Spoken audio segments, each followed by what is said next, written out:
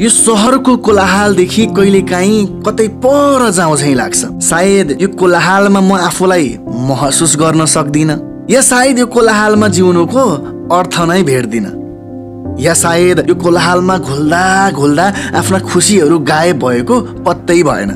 कहिलेकाहीँ त लाग्छ म यहाँ किन छु र के गर्दैछु। न यहाँ कसैलाई कसैको मतलब नै छ, न त वास्ता नै। सब आफ्नै धुनमा तल्लिन्छन् यहाँ।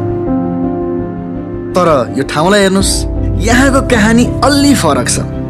यहाँ जिउनुको मजा अलग छ। सास फेर्दाको आनन्द बेग्लै छ।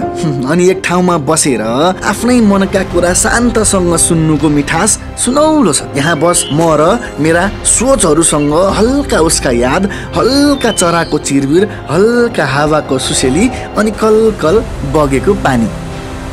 बस आफैलाई नै भुलाउने यो प्रकृतिको काख छ। लाग्छ जन्नत त यही छ। अब सवाल आउन सक्छ कसरी? त्यो कसरी? यो कहानी हो।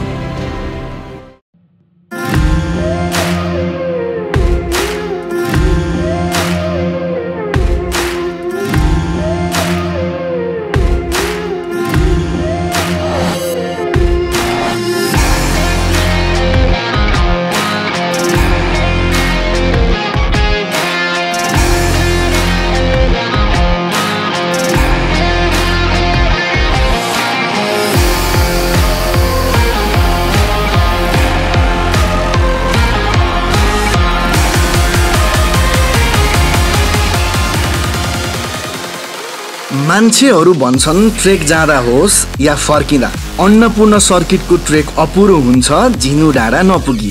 अनि थोरै हिँडेर एकैछिन हट स्प्रिङमा बस्दाको आनन्द नआएको त कसलाई होला र, होइन र? त्यसैले घान्द्रुकको मिठो ब्रेकफास्ट पछि झिनु जाने तयारी हुन्छ।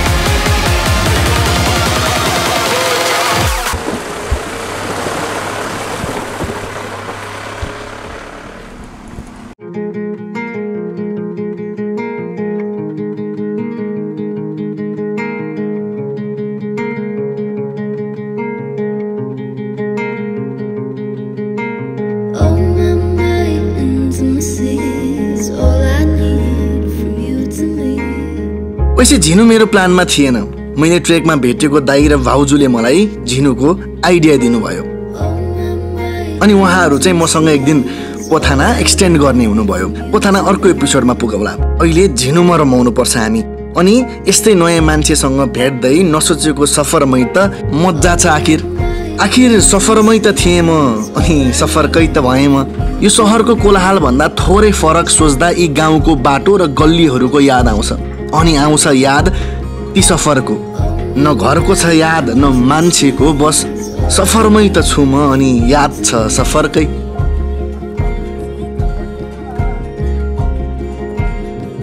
यो बाटोहरूसँग, यो हरियाली वातावरणसँगको दोस्तीले पनि सायद यो सफर अलग भएको हुनुपर्छ। नत्र मलाई यो सफरको याद भन्दा त उसको यादहरूसँग गजबको लगाव हुने गर्थ्यो। अहिले चाहिँ अब हामी झिनु जाने भयौँ, होइन? अब झिनुको लागि चाहिँ अप्सन कस्तो छ भने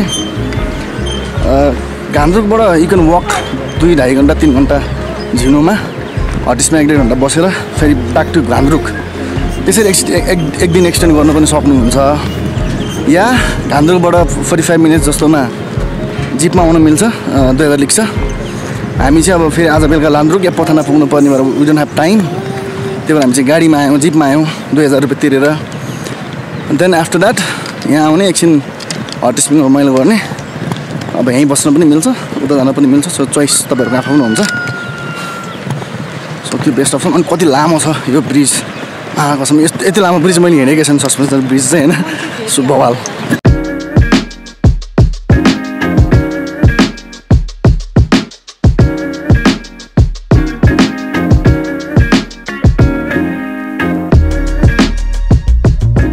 एउटा कुरा त पक्का छ कि नेपालको जुनसुकै ठाउँमा जाउँ हामीले त्यहाँको ट्राभल डेस्टिनेसन्स र त्यहाँको कल्चर एकदम नै अलग भेट्छौँ र कुनै पनि ठाउँमा घुम्न जानलाई धेरै सोच्नै पर्दैन बस झोला बोकेर निस्किए पुग्छ हेर्नुस् हाम्रो झिनुको तयारी अचानक र अकस्मात अनि यसमै त मजा पनि छ फेरि अब यदि मिल्दैन भने घरमै बस्नुस् मेरो भिडियो हेर्नुस् म सारा नेपाल घुमाइदिइहाल्छु नि होइन र बाइ द वे एउटा कुरा थाहा छ this vlog is sponsored by my love for traveling.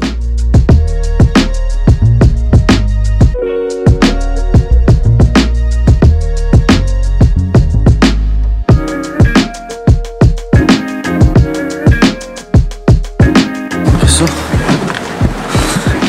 like is Poon Hill छिँदा पनि 50 रुपियाँ तिरेको हामीले सो Jhinu Hotspting 50 rupees ticket per person okay कहिलेकाहीँ हामी जिन्दगीको यस्तो मोडमा आउँछौँ जहाँ हामी खुसी हुनुको अनुभूति नै गर्दैनौँ या त खुसी भए पनि कति त्यो खुसी त्यो हाँसो सायद बिलिन पो भयो कि या सायद हामीलाई कुनै एडभेन्चर या च्यालेन्जेसहरूको कमी पो भयो कि किनकि जिन्दगीमा त जे गरिन्छ आफ्नो मन भित्रैबाट गर्नु पर्दछ खुसी हुनु छ भने मजाले हाँस्नु छ भने मजाले हाँस्नु पर्दछ अनि बल्ल पो त ठाउँको परिवेशमा आफूलाई भुलाएर खुसी हुन सकिन्छ किनकि जिन्दगी लामो होस् या छोटो होस् हामी हाम्रा पलहरूमा खुसी हुनु एकदम नै जरुरी छ अनि झिनुमा त्यो चिजको निकै ठुलो एहसास भयो मलाई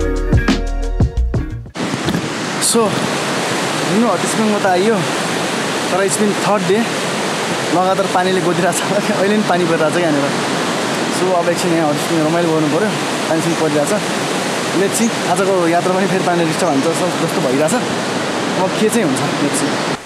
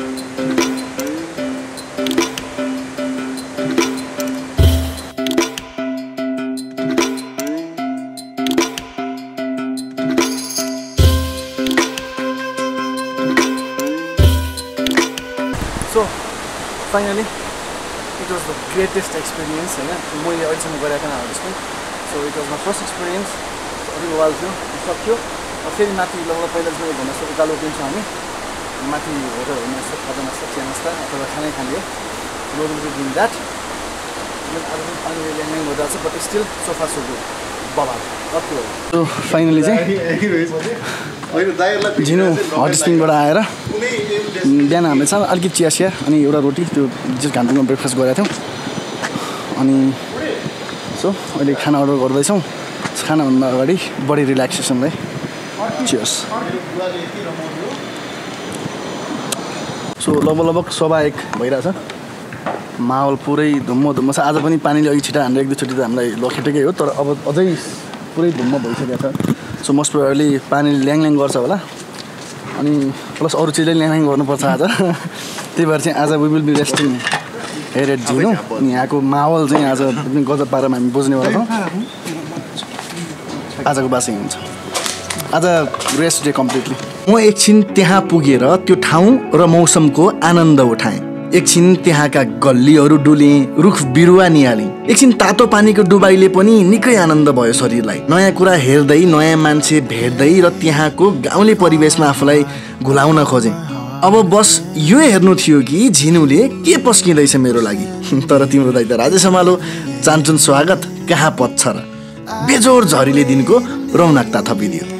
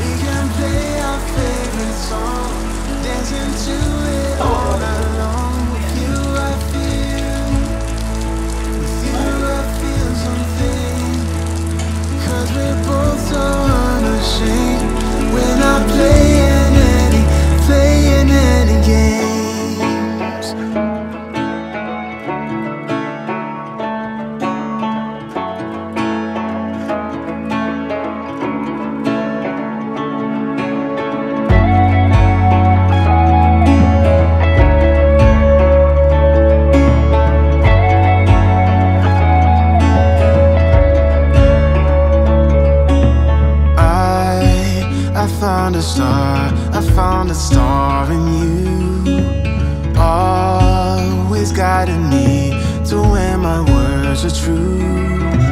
I've waited 1,000,000 years before, and I'd do it all again just to make sure. Yeah, it's hard to be this real. We can play our favorite song, dancing to it. So, what's up and good morning from Jhinu. अहिले चाहिँ लगभग 8:30 बजिरहेछ and अति मिठो निन्द्रा पर्यो। दिनभरि जुन थकाइ लागिरहेको थियो त्यो पनि मजाले थकाइ पनि मेटियो होइन।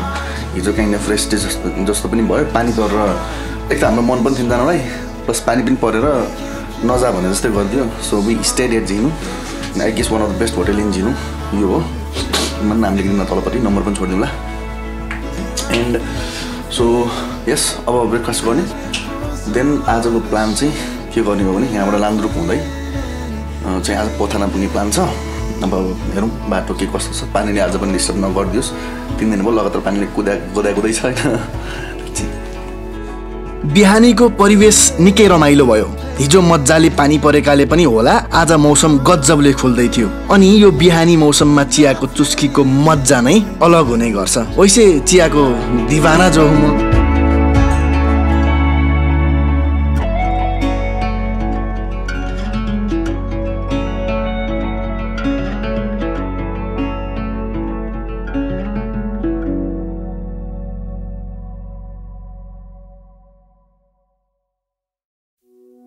I used to stay up all night trying to find my place, chasing neon lights and looking for some kind of trace to lead me out of darkness, give me a little faith, something to make me stronger, someone who could light the way.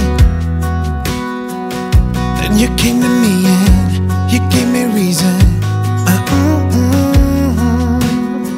I almost can't believe it. Every time we touch I feel at home. No way I'd ever let you go. When you put your hands in mine, I know I'm gonna be alright. I don't know what you do to me, but I धेरै ठाउँ मध्येको यो एउटा ठाउँ हो जसले निकै आनन्दको अनुभूति दिन्छ। यो ठाउँमा आउँदाको परिवेशले छुट्टै खुसी दिन्छ। एन्ड अफ कोर्स बाटोमा हिँड्ने विदेशी पर्यटक तथा नेपाली पर्यटकहरूसँगको गफगाफको मजा नै अलग हुने गर्दछ। यहाँको सफा सुग्घर घर, बाटो र होटेल्सहरूले नयाँ दुनियाँमा आएको चाहिँ आभास गराउँछ। यात्राको सुरुवातबाट नै साथ नछोड्ने खोला र हरियाली जङ्गलले रमाइलोसँग साथ दिन्छ। जादुमय बादलहरू अनि सुनका ढिकासरी झरेका पानीले उसको याद दिलाउँछ। बेमौसमी झरीको मजा नै फेरि बेग्लै छ। भर्खरै हिमालका खोजबाट उदाउँदै गरेका सूर्य र सूर्यको किरणका स्पर्शले उसैले स्पर्श गरेर गएको चाहिँ आभास दिलाउँछ। बस हराउन मन लाग्छ त्यो पलमा, त्यो समयमा, अनि डुब्न मन लाग्छ उसैको सम्झनामा। अनि बस बिर्सिन मन लाग्छ हरेक समस्या, हरेक दुःख अनि हरेक पीडाहरू। झिनुको बसाइ अविस्मरणीय रह्यो। नसोचेको यात्रा तर मन र मुटुमै ताजा बस्ने। अबको यात्रा फेरि नयाँ गन्तव्यको हुनेछ, फेरि नयाँ बाटोहरू हिँडिनेछ, नयाँ कहानी बन्नेछ। अनि झमझम पानी पर्दाको पहिलो ट्रेकको अनुभूति हुनेछ। Raju here, signing out. Jai Nepal. Gonna be alright, 'cause when we touch is when I really come alive.